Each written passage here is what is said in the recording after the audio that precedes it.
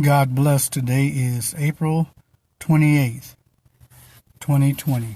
Just one moment. Let me turn this off so I make sure we're on the same page. Welcome to the morning of time of refreshing. We need to be refreshed every day. God says mercies is renewed every morning. And that means that this is the day that the Lord has made. We will rejoice and be glad in it. You know, this morning as I was doing my Bible study and I'm in prayer, I asked the Lord, what would I speak this morning to encourage your people? And, encouragement comes in many different ways. Sometimes encouragement comes through people we never thought even cared about us. We'll bring a word in season to encourage us to let us know everything's going to be all right. And then sometimes encouragement comes when we expect it, and it's beautiful. So this morning I want to encourage you in the word of the Lord, what the Lord put in my heart. In the book of Matthew, chapter 14, my thought today was we would be proof producers. Are you a proof producer? Can you produce the proof that Jesus is who he said he is? Are you a proof producer? And when you think about proof producers, sometimes we look at certain people with certain ministries or certain giftings and certain talents. So we say, oh man, that's definitely a man of God or a woman of God because, we see fruit.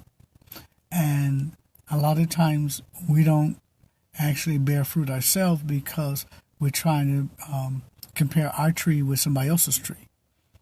And that's when we miss it, when we try to make our ministry like somebody else's. We can follow other ministers and ministries. There's nothing wrong with that. But when it comes down to it, you have to produce the proof yourself. And sometimes it's easier said than done. And when you look at somebody that you glean and you actually learn from them, it's not enough to learn from somebody and just learn. We have to understand learning that God has allowed us is to bring us to a place where we can understand how to develop some things. Now think about this. When we start to produce proof, it's going to be judged. To be a proof producer, you have to understand you have to be willing to be judged. And you have to be willing to actually continue even after they're criticized, talked about, and go through things. But if you don't realize that, what happened is that you stop producing the proof. Why? Because you allow somebody to hinder you from moving forward. And sometimes being a proof producer of the gospel is not glamorous. Sometimes you're not well received. Sometimes you're going through situations.